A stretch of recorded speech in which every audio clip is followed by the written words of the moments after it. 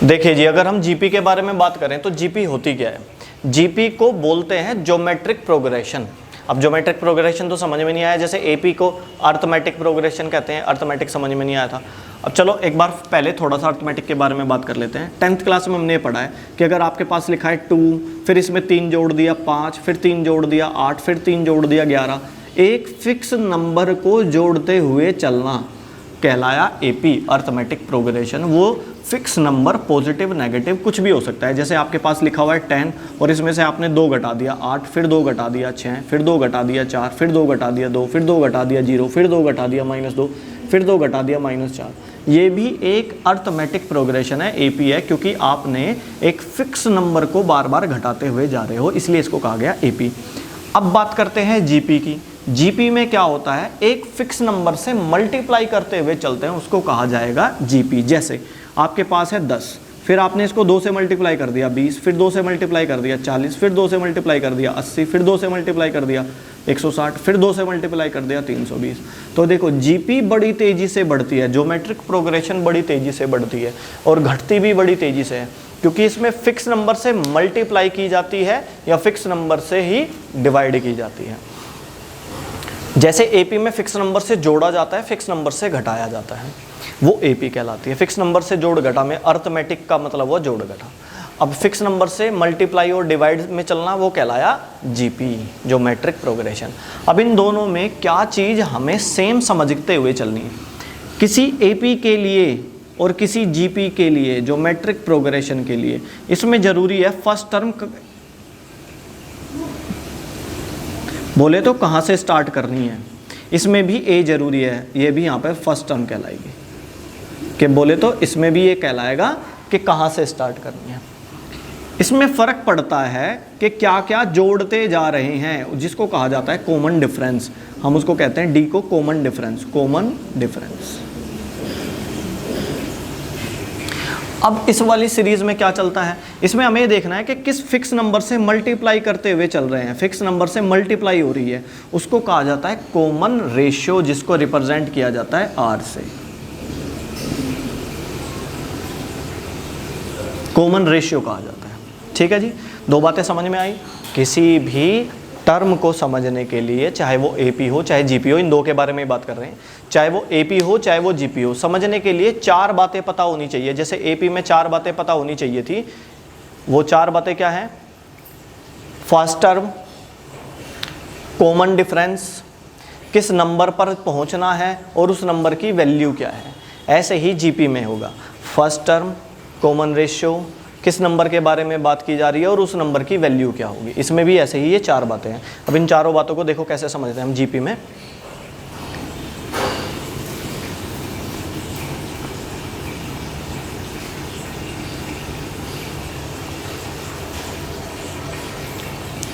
किसी जीपी में कोई जीपी कैसे लिखी जाएगी? जनरल स्टैंडर्ड फॉर्म उसकी क्या होगी कि एक कोई फर्स्ट टर्म होगी, जहाँ से भी स्टार्ट करनी हो वो फर्स्ट टर्म होगी, उसके बाद एक कॉमन रेशियो से मल्टीप्लाई हो जाएगी जिसको ए आर कहेंगे, फिर से मल्टीप्लाई हो जाएगी उसी रेशियो से जिसको हम ए आर स्क्वायर कहेंगे, फिर से मल्टीप्लाई हो जाएगी उसी से जिसको हम ए आर क्यूब कहेंगे, फिर से मल्टीप्लाई हो जाएगी ए आर 4 कहेंगे। इस तरीके से चलता रहेगा और लास्ट में जाकर कहीं कोई टर्म बनेगी ए आर n -1।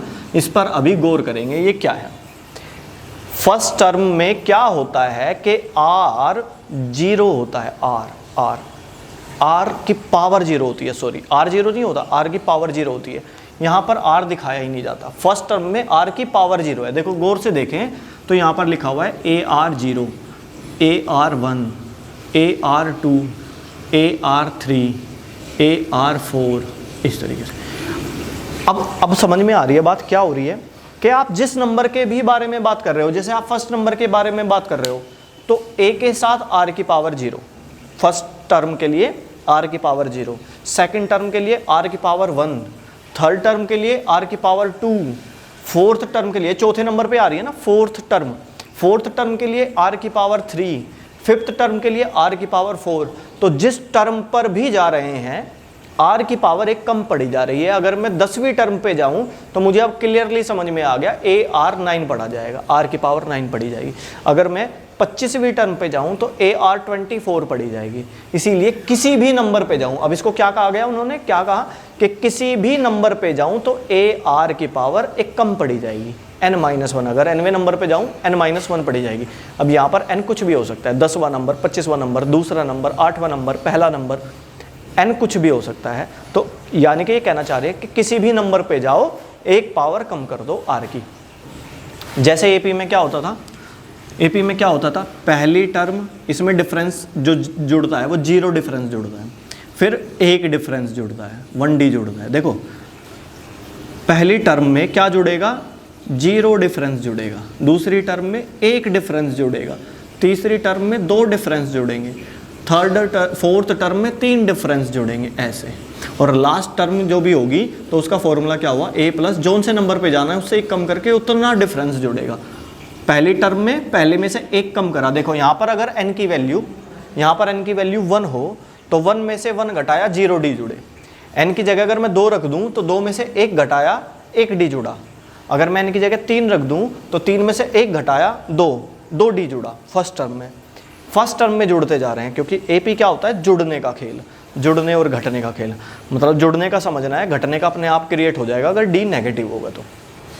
ऐसे ही एपी में, जीपी में हम क्या समझेंगे कि फर्स्ट टर्म में मल्टीप्लाई होनी है किसी फिक्स नंबर की, वो अपने आप डिवाइड समझी जाएगी, अगर वो मल्टीप्लाई करने वाला नंबर फ्रैक्शन में हुआ तो वो अपने आप डिवाइड बन जाएगी, डिवाइड अपने आप क्रिएट हो जाती है। जैसे एपी में घटती हुई टर्म अपने आप क्रिएट हो जाती है, अगर डी की वैल्यू नेगेटिव होती है तो वो घटना स्टार्ट हो जाती है। तो चलो जी, जीपी के बारे में बात चल रही है, यहाँ तक जीपी के बारे में मुझे ये समझ में आया कि जीपी को कैसे पढ़ना है। फर्स्ट टर्म, जीपी की स्टैंडर्ड फॉर्म क्या हुई, फर्स्ट टर्म, फिर फर्स्ट टर्म में आर से मल्टीप्लाई होगी, क्यों, क्योंकि फर्स्ट टर्म में आर की मल्टीप्लाई तो फर्स्ट टर्म में भी हो रही है, पर फर्स्ट टर्म में आर की पावर 0 है, सेकंड टर्म में आर की पावर 1 है, थर्ड टर्म में आर की पावर 2 है, फोर्थ टर्म में आर की पावर 3 है, फिफ्थ टर्म में आर की पावर 4 है, nth टर्म में आर की पावर n-1 है। यानी कि अब फॉर्मूला बना कि किसी भी नंबर की वैल्यू, an किस बात को रिप्रेजेंट करता है, वैल्यू, किसी भी नंबर की वैल्यू को रिप्रेजेंट करने के लिए, किसी भी नंबर की वैल्यू को रिप्रेजेंट किया जाएगा a r n-1 से। किसी भी नंबर की वैल्यू निकालनी होगी, जैसे आपको 5वें नंबर की वैल्यू निकालनी है तो यहाँ पे n की जगह 5 पढ़ेंगे, a5 क्या होगा, ar5-1 ar4। देखो 5वें नंबर की टर्म देखो, ये पहले नंबर की, ये दूसरे नंबर की, ये तीसरे नंबर की, ये चौथे नंबर की, ये 5वें नंबर की। तो 5वें नंबर की टर्म क्या हुई, ar5-1 4 ar4। यहाँ पे मैं n की जगह 5 रखूँ तो a5 क्या कहलाएगा, ar5-1 ar4, तो ये बन जाएगा ar4, इसको पढ़ेंगे हम ar4। ठीक है जी, इनकी धीरे धीरे वैल्यू क्रिएट होगी, धीरे धीरे वैल्यू बनेगी, वैल्यू को हम समझेंगे क्या क्या वैल्यू होती है।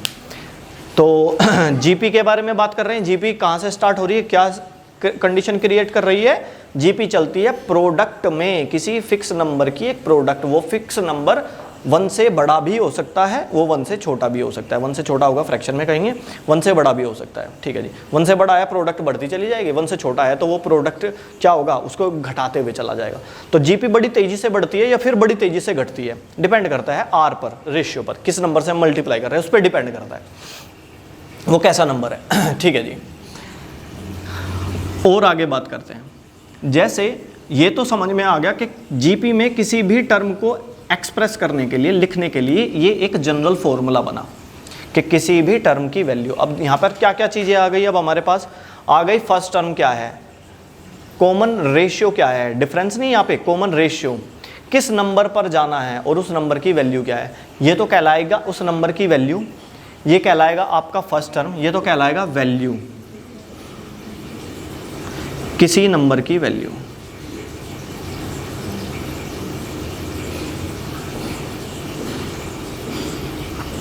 ये कहलाएगा कहाँ से स्टार्ट करनी है, फर्स्ट टर्म कहाँ से स्टार्ट है,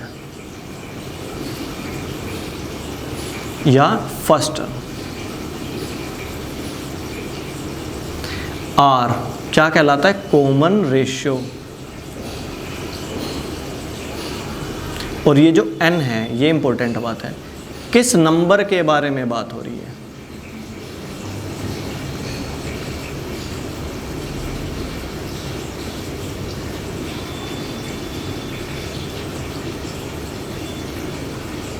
किस नंबर के बारे में बात हो रही है, जैसे 5वें नंबर के बारे में बात हो रही है, या 7वें नंबर के बारे में बात हो रही है, या 8वें नंबर के बारे में बात हो रही है, तो इनकी जगह 8 रख दूंगा। अगर 12वें नंबर के बारे में बात हो रही है तो इनकी जगह 12 रख दूंगा। 12 - 1 AR 11 बन जाएगा, और ये 12वें नंबर की वैल्यू बताएगा।